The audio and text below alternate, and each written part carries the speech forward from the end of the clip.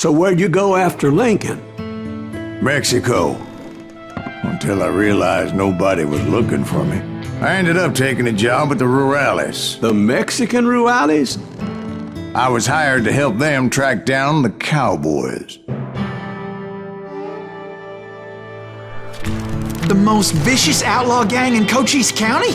Curly Bill Brocious? Johnny Ringo? Led by old man Clanton himself. They must have paid you a pretty penny to take them hombres on. Not really. But truth be told, I had my own reasons for going after those boys.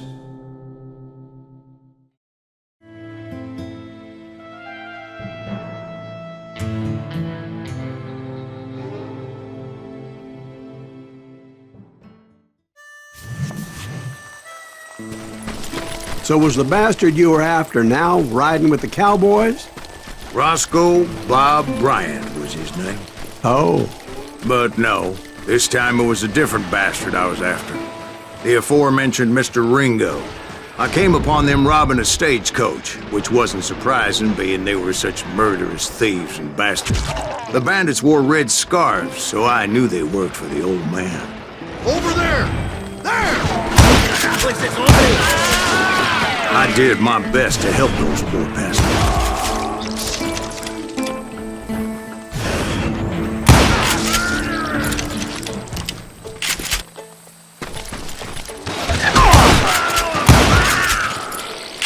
Moments later, the attackers were dead, and I checked the stagecoach to see how many passengers were still breathing. None.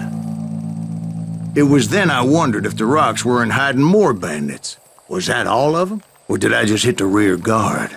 I quickly got my answer. They attacked from on high like Apaches often do. They would appear in great numbers from above and rain down lead on their hapless enemies' heads, making use of the high ground and whatever else they had. Yep, the Apaches always appeared out of nowhere, and there never seemed to be an end to them. Hold on, were you attacked by Apaches?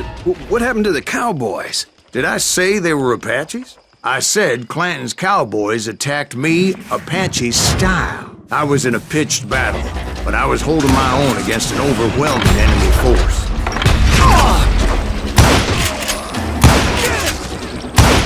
See, at the time, I was still pretty green and would often blunder into regrettable situations.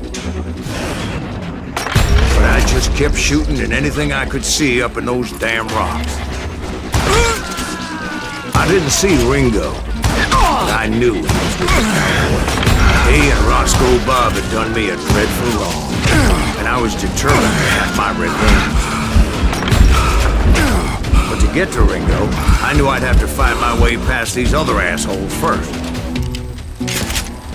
Unfortunately, I was running out of ammo. Another perfect example of my relative inexperience as a hunter of men. I immediately knew that a tactical retreat was called for, as my vengeful fury was much less impressive without the bullets to back it up.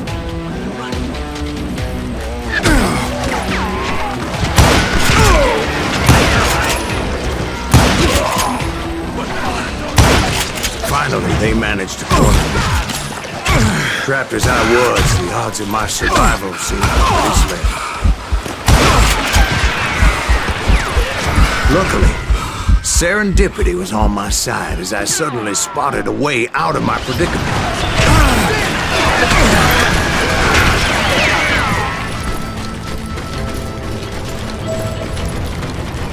I ran ahead as if the devil himself was after me. Bullets were whizzing by my ears, but I wasn't about to roll over and die. I just kept running like there was no tomorrow. Because there wouldn't be if Clanton and his men caught up with me. As I was scurrying around those caves, I thought, what was I thinking? Going up against a gang like this?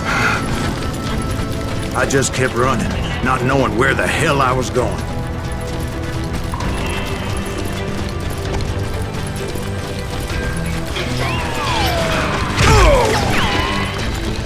And that's when something miraculous happened.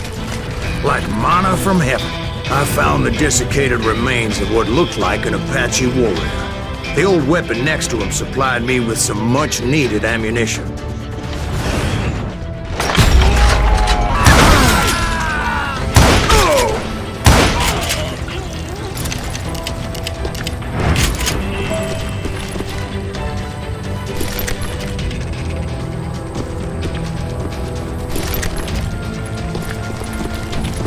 And imagine my surprise when I found a fistful of dynamite to go along with that ammo.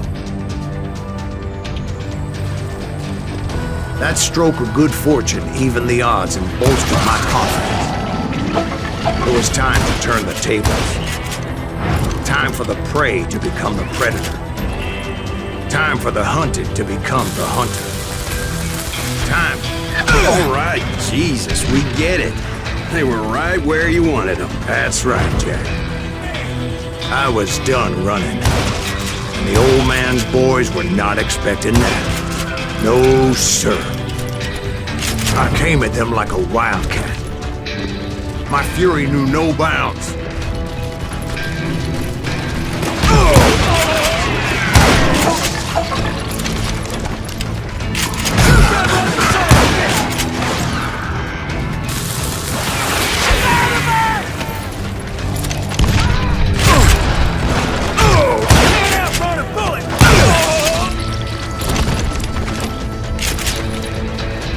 It was finally time for that old man to pay for his sins.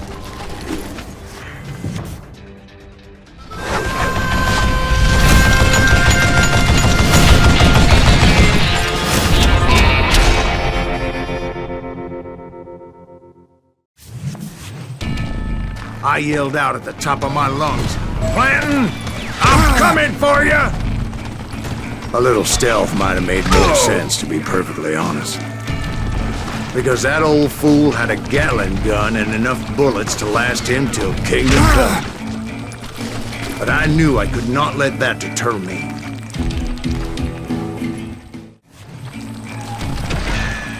I'm blowing your ass up! Stab him out!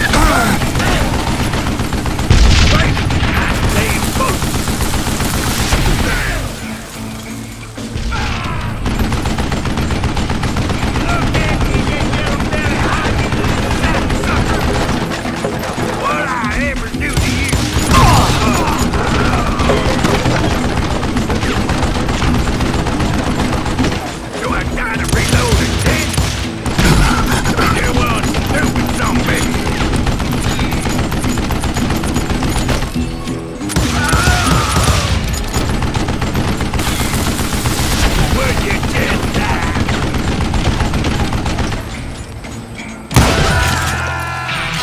Apparently, one of the cowboys made it out of there alive and told Ike and Billy Clanton that it wasn't a Mexican who took their father's life that day.